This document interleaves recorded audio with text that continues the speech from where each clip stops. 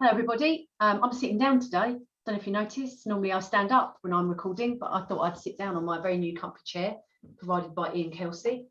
And this is Stefan Thank and I'm from Infinity Wellness. Hi Bridget, how are you? Hi Steph, yeah, I'm very good. Nice chair. I do like the look of that chair actually. Very Lovely. lovely. It's a proper, I treated myself. Orthopedic chair, is that what they call it? Orthopedic chair, yeah, and that sounds like good self-care to me. You knew what you needed and you invested in yourself. I did indeed, yeah. I've got a stand-up desk, lovely little chair now, so I can stand up and sit down to my heart's content, look after my poorly neck, but yeah, all good. How are you? Yeah, I'm very well. I'm sat down today, but I have got a standing desk as well, and I find it's really good actually. I quite often I work sort of quite often barefoot, so I just find it's really lovely to sort of just get that feeling like you're stood on the ground and you're not just cramped, which is quite often how you feel. I get a lot more energy when I'm standing up. Do you? Yeah. I can kind of concentrate for a lot longer, focus for a lot longer. I really noticed that today. I was just saying to you, wasn't I, Bridget, about my day yesterday. I just felt really tired. Like I had that feeling. I don't know if anybody's ever had this, but it's that sense of tiredness the day after you get back from your holiday. And you spend the whole day feeling really thirsty and your skin feels a bit dry from having too much sun. And which sounds like luxury, doesn't it? But yesterday I was really struggling all day. I was so tired. So I just I just went with it. I went with it yesterday. I just pottered and did a few bits of this and did a few bits of that and just had the phone calls that I had in, didn't push myself or stress myself out about it. But now today feeling a lot more revived. Well, that's good noticing. I think that's really good noticing. And I think just hearing you talk through that's obviously had an effect for today. So how great. Yeah, it really is. Yeah. Practicing what we're preaching. Well, we do try to. Yeah. So we have recorded 11 wonderful sessions together. It's amazing. Did we do well? We did do well. It doesn't feel like it's been that many, but it has, because this is 12, isn't it? Episode 12. Yeah. So episode 12 today of the Mind Body Connective. And Bridget and I thought it would be really useful to do a bit of a wrap up and a bit of a kind of, I guess, an overview of some of the things that we've talked about and just really drawing out some of those things again as a way to summarize, I think would be useful. Albeit, I hope you've watched sessions 1 to 11 before you got to 12, audience. Because there's a lot in there. There's a lot in there, Bridget, isn't there? There's a lot in there to look at and a lot in there to be part of in terms of that discussion. Yeah, there's a lot of detail. One of the things we were just joking about before we sort of hit the record button was, you could just sneak and watch this final version if you've just found us now, but really encourage you to go back and watch some of those other sessions. They do have the detail in them. This is just very much a summary of the themes that really sort of strongly landed with us and that maybe we just want to call out here and just say a few more things around. Definitely. And also, when I was watching back on some of the episodes, it's really interesting to watch us unfold. Yes. We really unfold from, when I was looking back on episode 3 today, this morning, and I was just like, wow, it does feel like a long time ago, but we've really unfolded through those 11 weeks ourselves, and it's funny actually, I'm sitting here now and the sun is beautiful, the garden's beautiful, the seasons have changed, we've changed, the things that we're talking about have changed, society's changed, so much has happened in 12 weeks. Just think about where we were 12 weeks as a country or globally. It was a very, very different place, wasn't it? But really watching that is quite interesting, I think. Yeah, that whole expansive nature of just how things have evolved and changed in that period of time. Yeah, it's a good point actually. And I think sometimes we lose sight of that, don't we? How things evolve and how they change and how that whole sort of relationship deepens. And I guess we could also liken that to the relationship we have with ourselves. Particularly around self-care. I mean, maybe I'll just kick off with I'd love that. I was just going to say, go for it. Sort of leads me quite nicely into the individual nature of self-care, which was one of the ones that sort of stood out for me really during the sort of series. And I just wanted to say a few things around that. So just again, almost picking up on how we started this session today, important to choose things that really work for you, whether it's activities, whether it's resources, whether it's tools. the importance of making sure they nourish and inspire and motivate you. So, of course, we were talking about Steph's lovely chair. She knows she's invested in that for herself, and it might be something like that, or it might be just this opportunity to invest in sitting. I remember, one of those, sitting for 5 minutes with yourself, and really just choosing some things through your day that can really help nourish you. And just beware of this sort of making it onerous. The lists, can sort of really drive us even in our self-care. And I think that was one of the themes that stood out for me, was not making it onerous. Beware of the shoulds, and just that daily devotion. Can you make it a daily devotion to you, scheduling things in through your day that can delight you? Yeah. Oh, it's lovely. Yeah, we had some good conversation around that, didn't we? Just talking about self-care and what self-care really means. Yeah. And I remember early on that we talked about how, sometimes self-care itself can feel really overwhelming. And I'm really glad, actually, Bridget, you just talked about that list thing, and whilst we want to be purposeful about it and be quite meaningful in our approach to looking after ourselves, we do have to be very mindful and quite balanced. I think that if you start making a list of all the things that you want to do to look after yourself, it ends up being really stressful to make that happen. And that's not what this is about. It's about integration into the day, and as you say, those daily devotions. And you talked a bit about that last time, didn't you, in terms of that book, the book, Pause. That's Danielle Marchant. Yeah. Thank you. Yeah, lovely. Yeah, I couldn't agree more. I mean, for me, when I was reflecting on some of the conversations that we've had in episodes 1 to 11, the thing that really resonates with me that you've just talked about is this piece around it's self-care, and it's doing it in a really gentle, kind and compassionate way, but finding that balance between the kindness and the compassion, and knowing that it's our responsibility. Only we can do it. Only we can do it, can't we? It can't be done to us, let's say. I mean, sometimes it can be. If we're at work and we're forced to go to a meeting that talks about mental health, it can be done to us to some degree. But even in that meeting, I could switch off if I wasn't interested, couldn't I? Or if I wasn't in the right frame of mind or the right place. Personally. Absolutely. Yeah, I think it's, if you don't, so I really agree with you. I think self-responsibility was one of my sort of ones that, again, I think if you don't do it, who is going to do it? Yeah. That's the question that sort of, when I sort of looked back through that particular episode, I thought, if we don't take that opportunity to do it for ourselves and take the responsibility, we're really giving it to somebody else, giving the responsibility to somebody else. Yeah. And I think, again, I completely agree, but also, and yes, there's something for me around, if we don't do it, then what could that possibly mean to us later on? Yeah. How's that going to present itself later on to us? Yeah. So whether it is about creating space or finding the resources, the tools, leaning into support networks, I've got a picture that's next to my bed, or it's a framed words actually, and the words say, "Do what you love." Yes. Right. Lovely. So finding something that suits you, that takes you to that place, whatever that thing is, it doesn't matter. Where it could be traditional meditation, it could be, it could be going on a stand-up paddleboard, it could be taking up running, going out for long walks, being with the dog, whatever it is. It's just about having that thing that helps you to stop and to be, and to find that moment of calmness that takes you to that place, that brings you into that self-care space, I guess. Yeah, and I think it is back to this responsibility, making it self-responsibility. It is the onus on ourselves, and it's the onus on ourselves to find what really works. Yeah.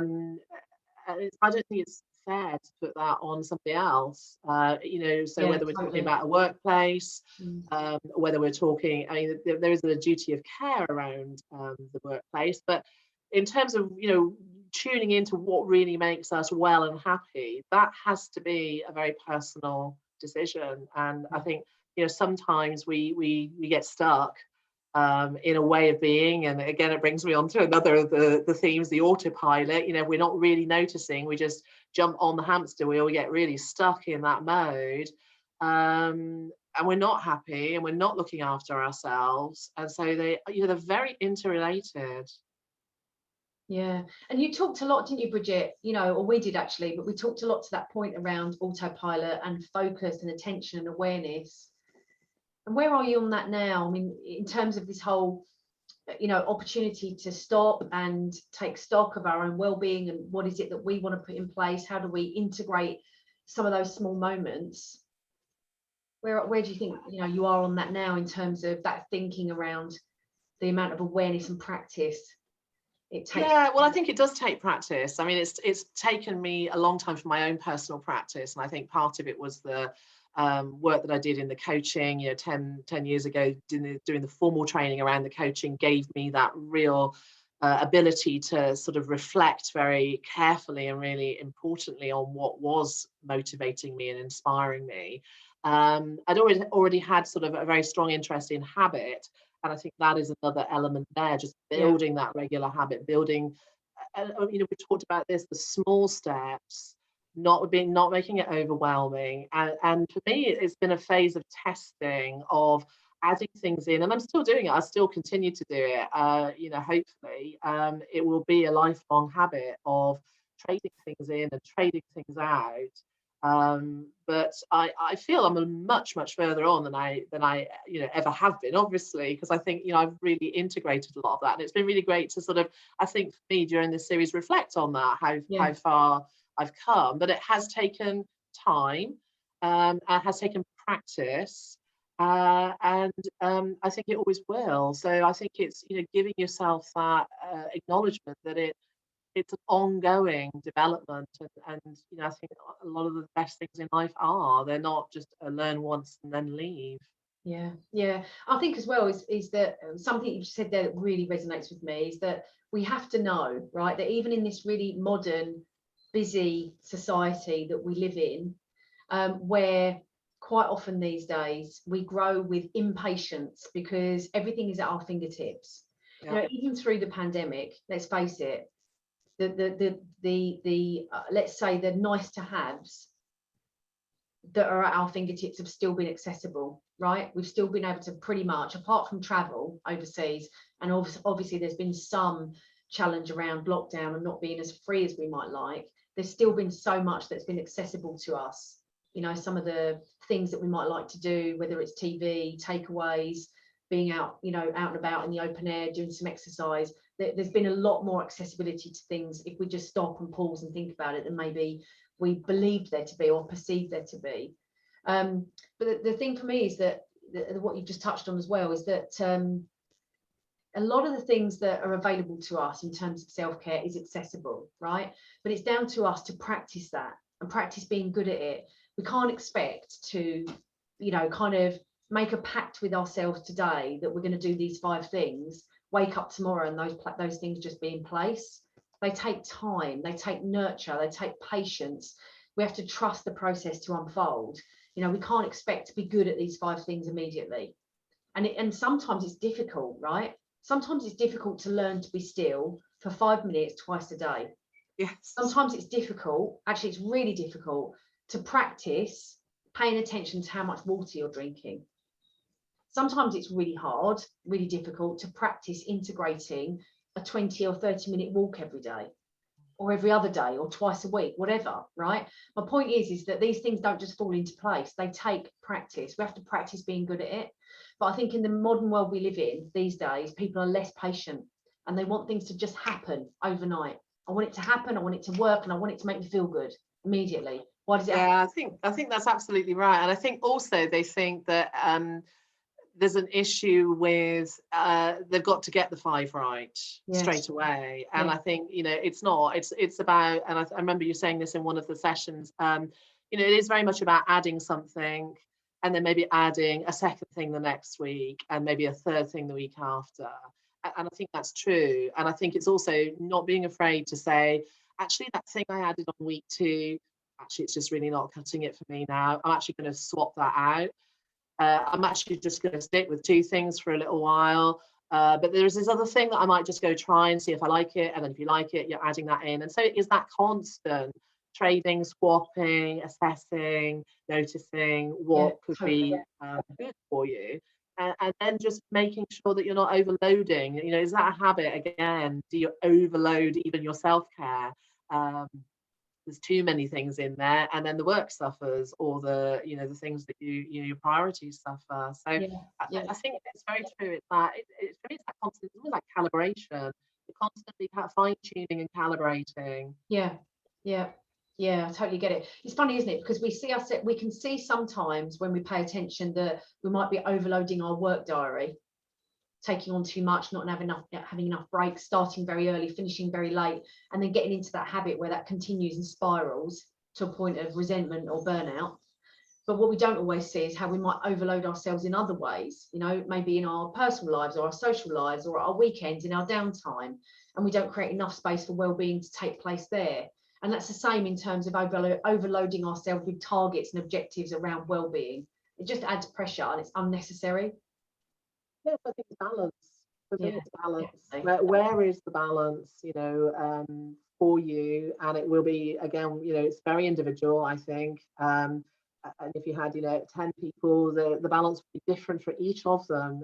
I think it'd be very unusual if 2 people were very similar in what they share as interests and things that feed them. I think it is that keeping things in balance and noticing when things are going out of balance and finding the triggers that work for you. And again, we've talked about that. We talked about the sort of triggers in the body, the pain. We've talked about symptoms, and how we can work around that and how we can notice them. And I think it is back to that noticing and awareness, not getting stuck. How are you on the not getting not getting stuck in noticing for you? Because you're sort of asking me about my sort of practice. Interested in how it is for you, Steph. How are you finding it through these sort of 12 weeks that we've been in, reflecting perhaps a bit more closely on that? Yeah, I think so a lot's changed for me. I mean, I'm always reviewing, how I'm feeling, and do I need to is it worth me thinking about changing things up? A few things have changed me really recently. So I had a moment just a couple of weeks ago where the best way for me to describe it is I had a bit of a crash. It was on a Monday morning, and I'd had a really heavy weekend, late nights, drinking alcohol, which happens. A lot of us do it. I wouldn't say overindulged at all, but I had a really, really busy weekend. And on the Monday, just a couple of weeks back, I got up in the morning and I thought to myself, well, I feel really lethargic. I feel really tired. I've got a whole week ahead of me. I've got a really busy diary.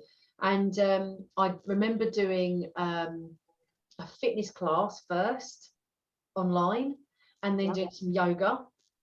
And in the yoga, I really connected to my body. And it was in that moment that I noticed how overwhelmed I felt in that moment. And I just crashed, just broke down, had a bit of a cry. And I just thought, it's a really good time for me to just stop and take a breath and just regroup. What do I need in my life right now? What can I lose and not worry about and just put over there and forget about it? How can I maybe address that situation and ask for some support from some people around me that can help me out? And what can I change? Can I change some stuff? And I did. And I did change some stuff, and I feel a darn sight better for it 2 weeks later. I've changed some stuff in the business. I've got some extra support in. I've spoken to my partner and had a real open, honest discussion about how I was feeling, which was wonderful, very therapeutic. And I've changed some stuff in my diet, and tried to just take a step back from the kind of day-to-day overload of work that was really kind of taking place, probably, to be honest, Bridget, 3 or 4 weeks leading up to that moment.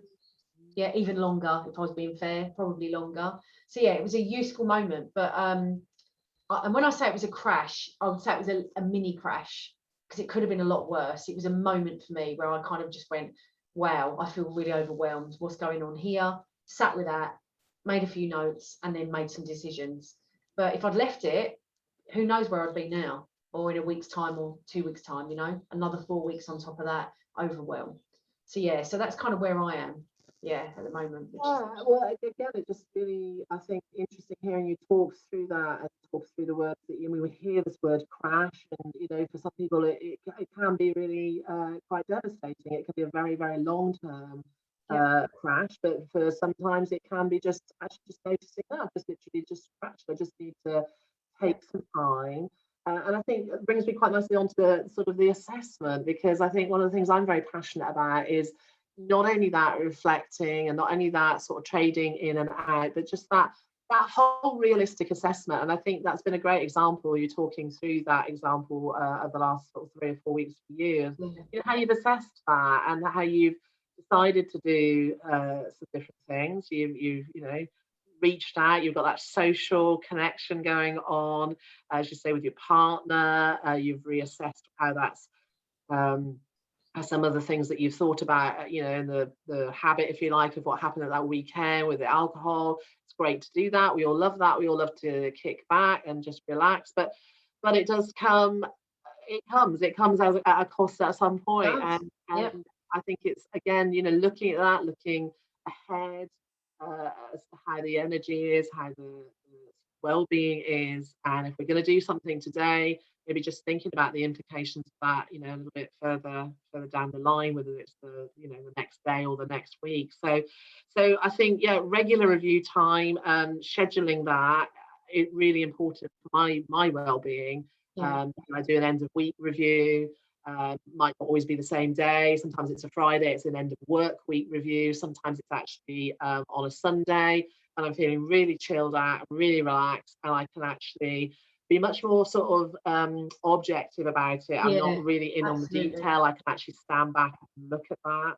And then I try and do something at the end of the month as well. I try and look at those whole sort of 4 weeks, 5 weeks, and just sort of just get a general feel. Did I do a lot that was really beneficial for me, or actually did I move away from some of the habits I'm trying to develop and that wasn't so beneficial? So, and again, I think maybe not so expressly, but we did sort of talk about that, I think, in one of the sessions as well. So yeah, we did, certainly, we definitely did. Yeah. So I think it's useful to share maybe little anecdotes from time to time, and I think you're right. It's just because you and I talk about this stuff, teach this stuff, facilitate this stuff to companies every day, don't make us perfect, does it? No. It doesn't make us perfect, and all of us can end up moving into the wrong direction for a little bit too long. Maybe that goes on that length of time, and then all of a sudden you think, actually, a few bad habits have started to creep back in here. I need to make some adjustments. And essentially, that's exactly what I'm talking about. Yeah, it's useful to talk through that, I think. Yeah. I want to just pick up before we finish. I just want to pick up on something you said earlier, Bridget. Is that right? Yeah. You talked earlier about personal responsibility, and you talked about how it is our personal responsibility in terms of self-care, right? And we finding ways and tools and means and resources to be able to come to self-care and lean into self-care in a way that suits us. And the companies, if we're not self-employed, or we don't run our own company, maybe the company that we work for, if we're part of an organization, they will come towards us, won't they, often with well-being opportunities and resources and things that maybe could be supportive for an employee. And I just wanted to pick up on that, because I think, as I said right at the beginning, the world has really changed in the 12 weeks. Our conversations have changed, society has changed, the nature of COVID has changed. The way that the world has unfolded has changed. We've had a pivotal point in the UK, haven't we, on the 17th of May, where things opened up a bit more. And then guess what happened? June, literally on the 1st of June, the sun shone for the first time really this year across the UK, for most of us anyway. And so we really have seen change, haven't we, sort of unfold. And I think that one of the things that I just wanted to call out, and I think this is really important, whether it's from an individual perspective, whether it's from the perspective of a small company, somebody that owns a small company, maybe 5 or 6 or 10 employees, right through to a bigger sort of medium enterprise, 100 employees or something, through to something even bigger than that, a couple of thousand employees. One of the things that I've really noticed over the last 12 weeks is how well-being has evolved in the workplace not just in the 12 weeks that you and I have been talking, but certainly in the last 12 months, right, of that first 12-month lap of COVID-19, where, you know, a lot of companies, a lot of employers out there were doing absolutely the best they could to provide the resources and the emotional and physical support to their employees. And it was really great to see that. But now is the time, and this is so important, and we talked a little bit about this in the last video cast, now is the time for companies to stop, to put their foot on the ball and to breathe.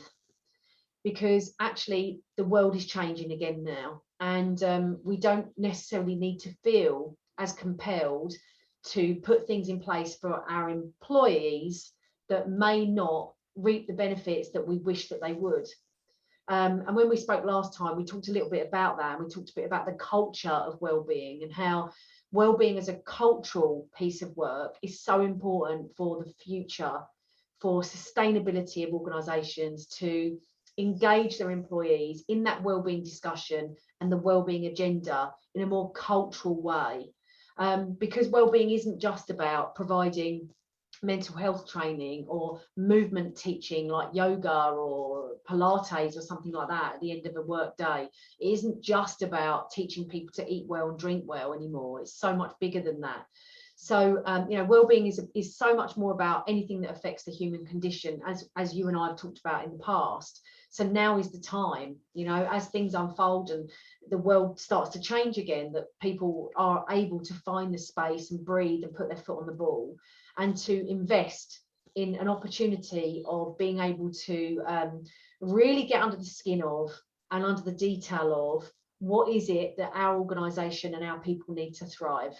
Because we're coming away from survival, right? Of course, we're still in that space a bit, but we're moving much more in the direction of let's get back to, you know, back to business, but in a very new way, right? We're finding our feet again with this kind of hybrid of working. You know, we're going from a company that used to be office-based 5 days a week to creating this hybrid of working. We're also finding our feet again in terms of the rhythm and the routine of how that changes how we're coming to work, you know, how people want something different in their lives now. They feel a real sense of purpose and connection to being at home with their families and their young children, and being able to do the school runs and, you know, be there at the end of the day and all that kind of great stuff. And all of those things, good communication, good listening, you know, really understanding that social connectivity, being able to understand our employees as individuals is just so important, and really plays a bigger part in the wellbeing agenda than maybe some of the more traditional methods that we're used to pre-COVID, that I talked to just earlier. So I think really taking the time to understand the benefits of understanding our people if we're employers is just so important now. And that just talks to that point that you made earlier in terms of, yes, it's our responsibility, of course it is. And yes, it's it's now an employer's, responsibility, more now than it's ever been. You know, well-being in the workplace is no longer a topic for discussion. It is now absolutely a strategic imperative. It's a must do. It's a must do, must have. And it's now, you know, if I see, you know, for instance, employee objectives, financial objectives, process-based objectives in a 3-line whip of a strategic plan that is a directive for a company, I want to see well-being in the 4th or maybe in the 1st, and then the other 3 following that, right? So, but I think for organisations to be able to do that, they've got to stop and put their foot on the ball and really think about how they're going to approach that through being able to have some really great conversations and discover the depth of what it is that employees really, really need. So yeah, I just want to make that connection between personal responsibility and organisational responsibility. Brilliant. Yeah, I'd echo that, and you know, very much. I think from the last session that we were doing, that strategic imperative, just taking stock, just take the time now, really invest the time in taking stock. It's so important. Yeah. And Bridget and I are going to do a lot more on this, aren't we, going forward? So yeah, we're going to take a bit of a break from our video casts now. Obviously, this episode today is longer than some of the others, but we've tried to, in a nutshell, bring together everything that we've talked about in the last 11 sessions. So hopefully that's been helpful for all of you. And as always, you know, this episode is going to be on both mine and on Bridget's YouTube channel. So please do like and comment and share this particular episode. And most of all, don't forget to subscribe so that as we load up more content, you get to see that content going live. But the last 12 episodes, Bridget, have been an absolute pleasure. It's been brilliant working with you. I've really I've really enjoyed it too, Steph, and looking forward to the next series 2, and just having a bit of a pause now, having a bit of a break ourselves. Although we'll be working away behind the scenes, as you can imagine, but you'll not see us for a little while. Yeah. Great stuff. Thanks so much, Bridget. We look forward to seeing everybody soon. Look out for us.